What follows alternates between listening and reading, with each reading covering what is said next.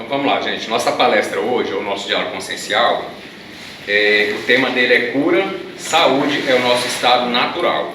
Então a gente está fazendo uma série de palestras, sempre com esse mesmo tema. A gente já está na 5ª palestra sobre cura, saúde é o nosso estado natural. Isso é baseado num ciclo de vídeos que a gente tem no nosso canal, Luz Lei Divina, né? Que é um canal do YouTube da nossa Casa Espírita Luz de Umbanda. Quem quiser depois conferir lá, são vários vídeos, acho que 30 e poucos vídeos, que fala profundamente dessas curas aqui. Então eu estou sempre trazendo alguns pontos de reflexões, de inflexão aqui para a gente meditar, contemplar direitinho essas verdades que são trazidas para a gente começar a tomar posse da nossa saúde, da nossa vida. Então já para a gente lembrar aqui um pouquinho do que a gente falou nas outras palestras, nos outros diálogos conscienciais, isso aqui eu estava fazendo uma pesquisa e eu achei na internet uma pesquisa profunda, mesmo científica, seríssima, que fala dos 9 fatores para as curas radicais.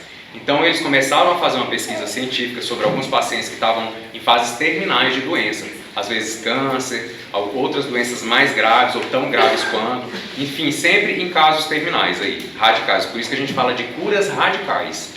E aí eles encontraram 9 fatores que são primordiais para a cura dessas pessoas. A maior parte das pessoas que conseguiram, mesmo depois de desenganada pelos médicos, conseguiram a cura, seguiram prontamente esses 9 fatores. E o que é interessante a gente observar? Desses 9 fatores, só 2 são físicos. Os outros todos são mentais, emocionais e espirituais. Então, assim, às vezes a gente olha muito para a carne, olha muito para o mundo, para a matéria, a fisicalidade, e esquece do mais importante. E não por acaso, né, as enfermidades que estão descendo aí hoje estão nos lembrando disso. Se a gente observar bem, a maior parte das enfermidades, elas estão pegando muito agora a parte mental e emocional, né, do ser humano. E a gente vai falar um pouquinho disso, do tanto que uma emoção suprimida, uma emoção mal interpretada ou mal vivenciada, ela vai intoxicar o corpo físico, gerando essas enfermidades. Então, olha só, dos 9 fatores para as curas radicais, os 2 físicos são a alimentação. Eu acho que todo mundo está cansado de ouvir isso, né? E muitos já falam o seguinte, que a gente me diga o que você come, eu direi assim o que você é, né? Você é o que você come. Então a sua saúde reflete muito a sua base de alimentação. Então o fator físico primeiro é a alimentação e o segundo, ervas. Desde os temperinhos, os condimentos saudáveis que a gente usa, até os chás e também, pasmem, banhos de ervas. Aromoterapia, que é tudo tirado do cheiro das ervas, rosas, plantas, né? Então, olha a importância. E só são 2 fatores físicos, alimentação e uso de ervas. E aí eu vou citar aqui os outros fatores que nós já falamos em algumas palestras atrás. Vocês podem buscar lá no canal. O terceiro fator é tomar posse sobre a sua saúde, ou seja, você é dono e responsável pela sua saúde ou pela falta dela. Então você precisa tomar posse. Para entender melhor, busquem o nosso vídeo que já está lá. O quarto fator, seguir a sua intuição. O tempo inteiro nós somos intuídos pelo nosso anjo de guarda, pelo nosso eu divino, pelo nosso mestre interior, pelo nosso Cristo pessoal, né? Cada um dá um nome. Mas a gente é intuído o tempo inteiro. Mas a gente vira as costas para a intuição, a gente renega, a gente ouve as coisas que não são boas, que não prestam, mas a gente tende a resistir às intuições. E intuição, gente, é uma coisa que sempre vem de cima para baixo, vem da nossa parte mais pura, dos espíritos mais puros para nós. Ela nunca é de baixo para cima, é de cima para baixo, de tão pura que ela é. Então, seguir a intuição é o quarto fator. O quinto fator, liberar emoções suprimidas. Esse nós vamos falar hoje um pouquinho. Depois, o quinto, liberar emoções suprimidas. O sexto, aumentar emoções positivas. Nós vamos falar dessa correlação das emoções suprimidas, das emoções positivas. O sétimo, buscar suporte social, porque chega uma hora que a gente precisa reconhecer que a gente precisa buscar ajuda. O oitavo, aprofundar sua espiritualização. Olha isso, a ciência da Terra, começando a se conectar com a parte espiritual. Ou seja, pessoas que são espiritualizadas ou têm uma religiosidade verdadeiramente vivenciada, elas têm um poder de se autocurarem muito mais forte. Isso comprovado cientificamente, gente, tudo com base nessa pesquisa. E o nono e último fator, ter uma boa razão para viver, que toca todos esses outros, né? Então vamos lá. Eu vou falar, antes de falar das emoções suprimidas, eu vou falar de seguir a intuição para a gente entender um pouquinho melhor, que é o quarto fator. Seguir a nossa intuição. Se o instinto é para a preservação da vida e do eu, da personalidade, a intuição tem a ver com o nosso aspecto espiritual e mais humano e elevado. Ou seja, o instinto, gente, ele fala da preservação da vida material. A intuição, ele fala do verdadeiro propósito da nossa vida, de estar encarnados, com saúde, com felicidade. Ou seja, não é apenas estar vivo. É como eu costumo dar sempre um exemplo aqui, que eu até usei nas outras palestras. A gente compra um carro. A gente compra um carro só para ter um carro, ou a gente compra um carro para nos levar nos lugares? O propósito de ter o carro não é apenas ter um carro, é saber utilizar o carro, certo? Mesma coisa, a gente tem um corpo só para ter um corpo bonito, ou a gente tem um corpo para cumprir um propósito de existência. Então, aí esse olhar que eu sempre falo aqui também nessas palestras de cura. A gente precisa ter um olhar mais sagrado para o nosso corpo físico. Às vezes a gente cuida mais do carro do que do nosso corpo físico. A gente tem mais carinho, mais cuidado com o carro, com as coisas materiais, com o nosso veículo de consciência, com o nosso veículo de realização, de autorrealização, com o nosso veículo de tomada de consciência.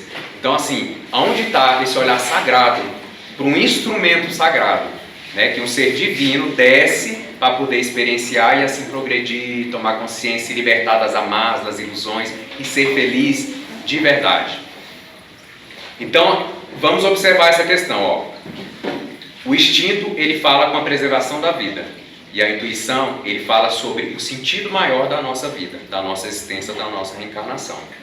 E aí vamos falar um pouquinho aqui dessa criação do instinto. O instinto, ele tem a ver com a primeira lei criada no plano aqui do nosso de reencarnação, até dos animais. Por que eu falo dos animais? A criação dos instintos, eles começam aonde? Nos animais. Nos animais. Por isso eles são mais instintivos. E ela é baseada numa lei de autopreservação da vida. Então é muito interessante que a gente até fala também alguns exemplos da questão do suicídio. Quando uma pessoa chega a cometer um suicídio, ela consegue romper com a primeira lei que foi gravada na consciência e no plano íntimo dela, que é de autopreservação da vida. Então por isso que é muito grave o suicídio dentro das leis espirituais, porque quando a pessoa consegue romper a primeira lei natural que ela se integrou, desde quando os princípios inteligentes habitaram os reinos mais inferiores, lá o mineral, o vegetal e o animal, porque o instinto passa por essa evolução dos reinos, né? E aí quando a gente nasce, a gente já tem instintivamente o instinto, sendo redundante aqui. Então esse instinto, ele cuida da preservação da nossa vida, ou seja, o instinto é para que não aconteça nada comigo. É por isso que os bichinhos também, diante de um fogo, diante de um precipício, diante de uma luta que eles sabem que vão perder, eles saem em fuga, saem disparada, tentam se defender para preservar a vida deles. E aí a gente repete novamente. Por quê? Porque é por meio da vida que todas as outras leis e a própria evolução do ser vai se processar. Se não houver a vida, não tem evolução. Então, por isso, o instinto, essa lei de autopreservação da vida é o mais importante, porque é por meio dele que tudo mais pode ser vivenciado, experienciado. E o que é interessante? Se a gente analisar, o instinto nos animais, ele é grupal. Eu não sei se vocês sabem disso, mas a alma dos animais é uma alma grupal. É por isso que, assim, a gente tem um cachorrinho, assim que ele morre, ele já nasce logo em outra ninhada, de outra cadela, enfim, eles estão o tempo inteiro, porque eles só têm que experienciar, não tem essa questão de tomada de consciência, nem de discernimento. E essa alma grupal é muito interessante, porque foi até feita uma pesquisa, que alguns de vocês já devem ter visto também, que alguns macacos foram colocados em alguns testes e aprenderam a fazer algumas artimanhas ali, para conseguir pegar comida, resolver algumas coisas. E macacos do outro lado do mundo, que não tinham passado por aquela experiência, começaram a manifestar as mesmas habilidades que aqueles macacos estavam experienciando. E aí essa é uma comprovação que está na literatura espírita, que vocês podem buscar, né? Essa questão da alma grupal. Porque como a alma é grupal, o que um ser aqui aprende vai passando por outros. Isso acontece com a gente, mas é um pouco mais limitado por causa da individualização que a gente tem. Quando a gente individualiza, a gente toma um sopro da consciência e a gente se torna, né, um espírito encarnante, um ser humano, um indivíduo, a gente fica um pouco apartado do outro, não é? E faz parte essa segregação, a gente se sentir separado do outro faz parte da nossa evolução. Porque para a gente entender que a gente é um só, primeiro a gente tem que entender quem a gente é. E para a gente se entender, a gente vem como individualidade. Depois que a gente vai superando os obstáculos da vida, as ilusões da matéria, a gente vai entendendo que em essência nós todos somos um.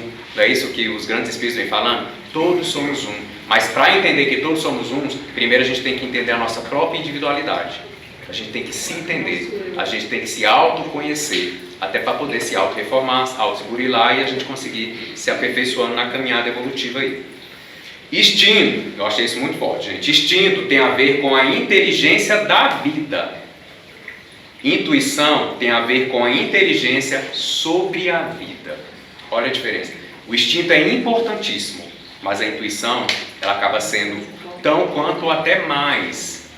Porque a intuição tem a ver com a inteligência da vida, o instinto tem a ver com a inteligência da vida e a intuição tem a ver com a inteligência sobre a vida. Ou seja, por que eu vivo? Para que viver? Para que reencarnar? Como estar bem reencarnado? Como estar bem do lado espiritual? Os processos encarnam as leis espirituais. Então ela rege tudo. Se você está tendo pensamentos de se cuidar materialmente e espiritualmente, é porque você já tem condições de fazer. Aí é o que a gente está falando da intuição. Quem aqui não sente, meu Deus, eu preciso cuidar da minha alimentação, eu preciso cuidar do meu sono, eu preciso fazer um exame médico, eu preciso dormir melhor, eu preciso entrar mais em contato com a minha espiritualidade. Gente, o tempo inteiro nós estamos sendo intuídos. Aí o que a gente faz? Autossabotagens.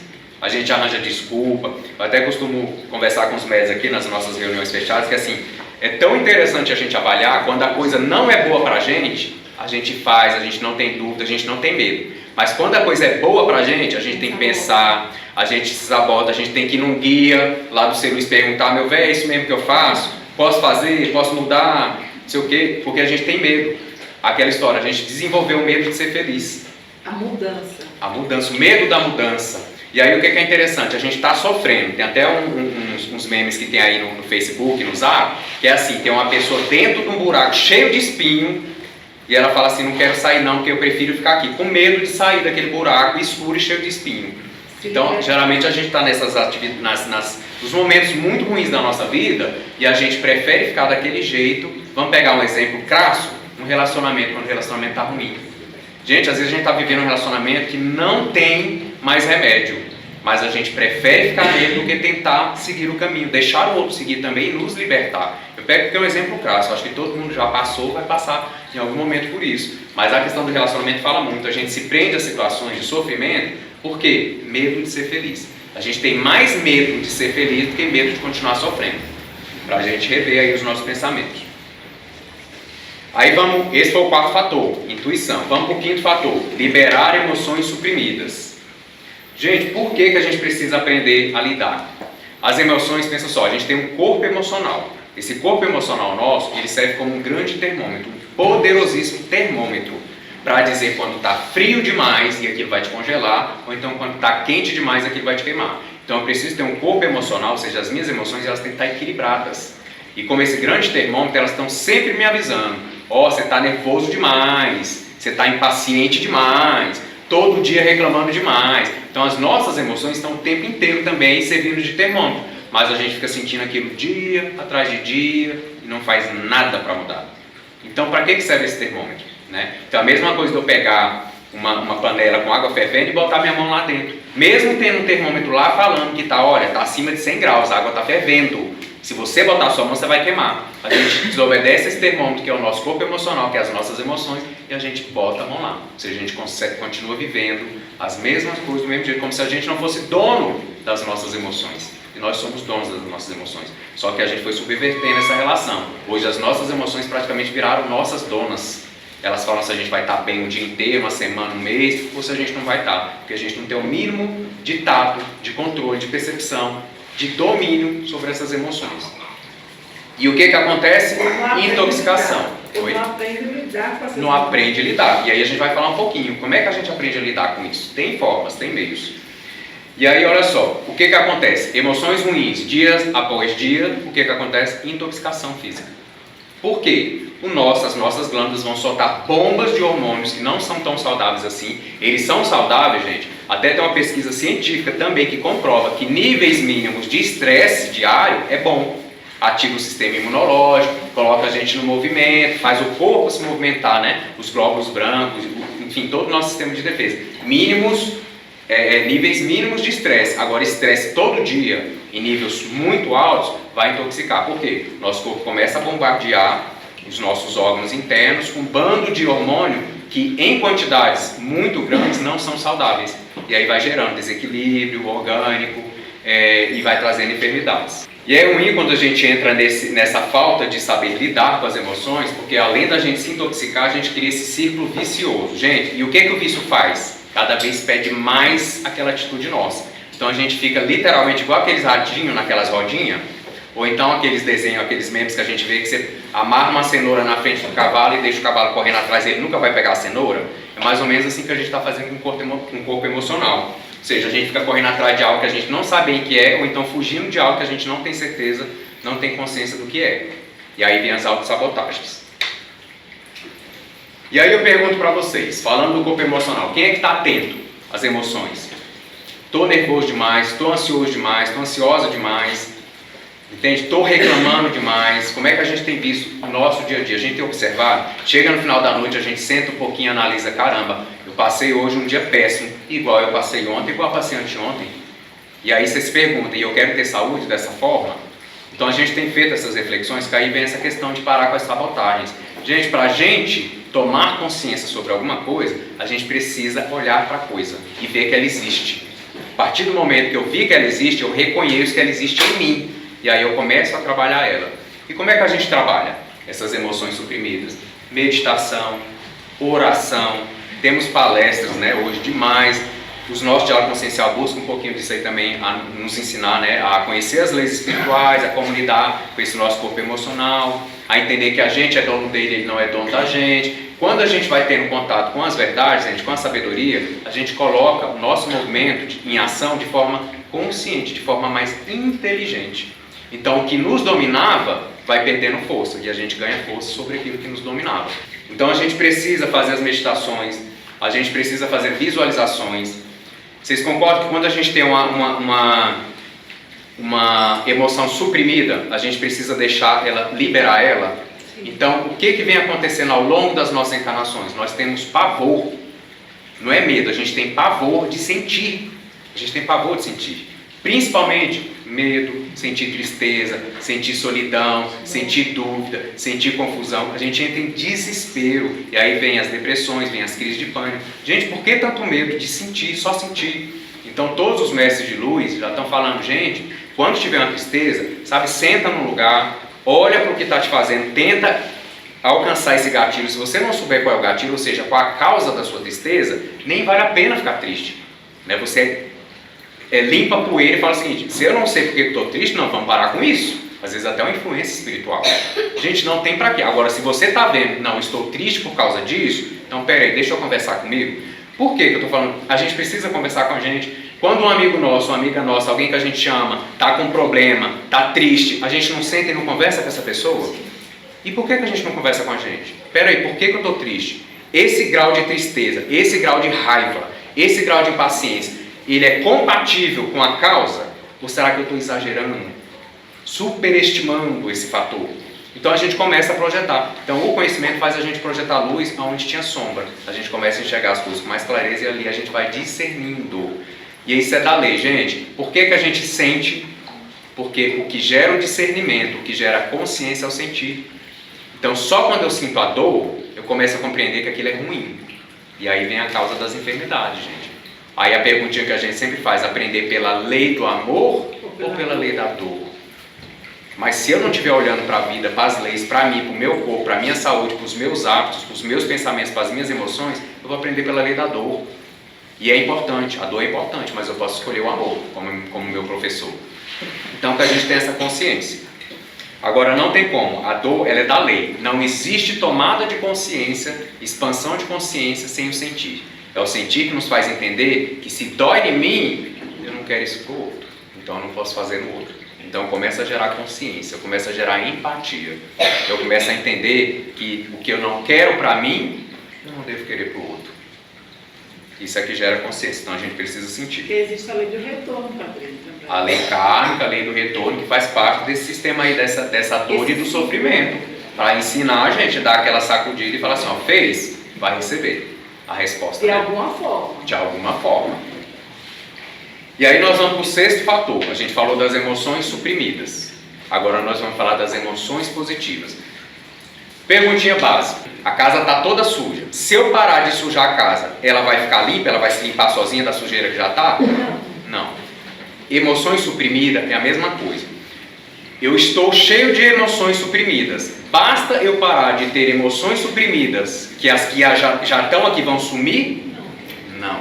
A gente precisa limpar. A sujeira que está na casa, não basta parar de sujar. Você tem que limpar o que já foi sujado. As emoções suprimidas não basta a gente parar de ter novas emoções suprimidas. A gente tem que limpar as que já estão lá dentinho, sabe? Da nossa alma, do nosso coração. Que a gente às vezes se recusa, se renega a ver. A gente precisa trabalhar. E como é que a gente trabalha essa melhor forma? Sentindo, deixando elas fluírem. As emoções, ela tem um ciclo, gente. Tudo tem um ciclo. Até a gente tem um ciclo de nascimento, de desenvolvimento e de morte. As emoções também.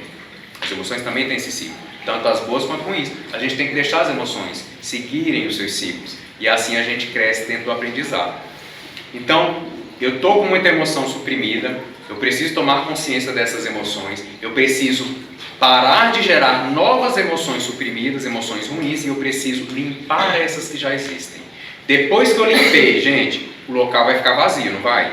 E aí eu vou colocar novas emoções positivas no lugar. Gente, o que são emoções positivas? Coisas que fazem bem para vocês. Quem aqui não ama cantar?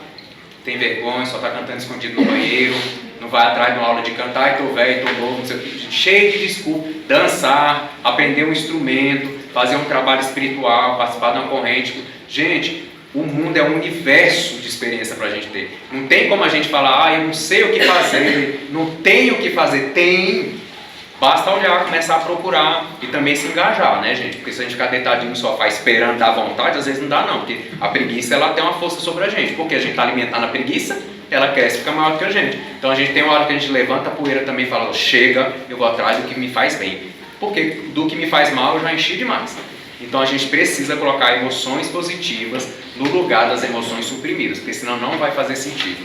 Ouvir uma música, cantar algo e esquecer de que tem alguém olhando, gente. Viver e ser feliz. Eu até costumo dizer também, é incrível como a gente não tem vergonha de fazer as coisas erradas. Quer ver um exemplo? Alguém furou uma fila nossa ou deu uma fechada no trânsito, é dedo pra cá, é dedo pra lá, é xingamento, e a gente não tem vergonha não. Agora, fazer as coisas boas, cantar, dançar, quem aqui não tem vergonha? Tem vergonha. Até eu uso também esse exemplo, porque não tem como esquecer. Eu vou trabalhar de metrô, e eu entrei no metrô e tinha uma menina, e aí eu peguei esse metrô para ir trabalhar. E aí assim, tava cheio, mas tinha um espaço, e entrou uma menina de Walkman. Gente, ela no mundo dela.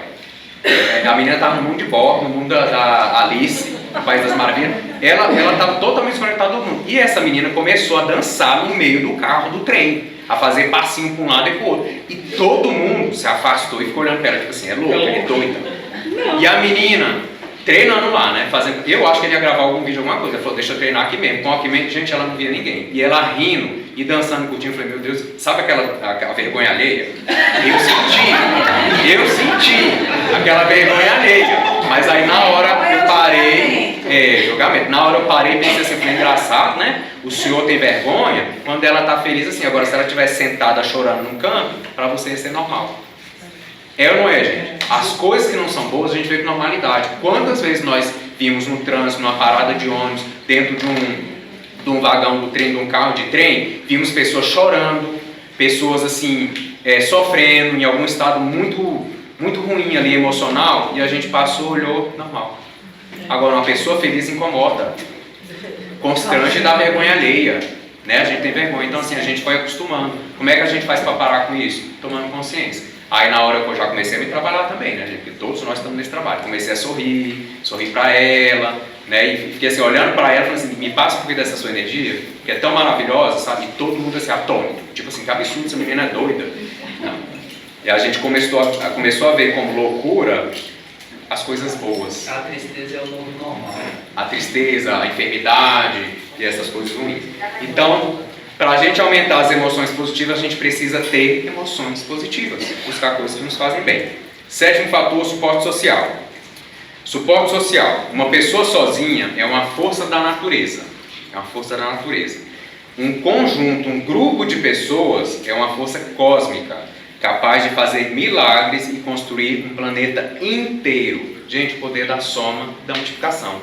Vocês já ouviram falar de um princípio que 1 mais 1 é 3? Que 1 mais 1 não é 2, 1 mais 1 é 3. Por quê? Vou explicar para você. A minha força com a força de alguém gera uma terceira força. Então, 1 mais 1 não é 2, 1 mais 1 é 3. Porque a minha força com a força da pessoa, com uma terceira força que a gente gerou somando as nossas duas. Entende? Agora vamos fazer a conta aqui dentro desse salão?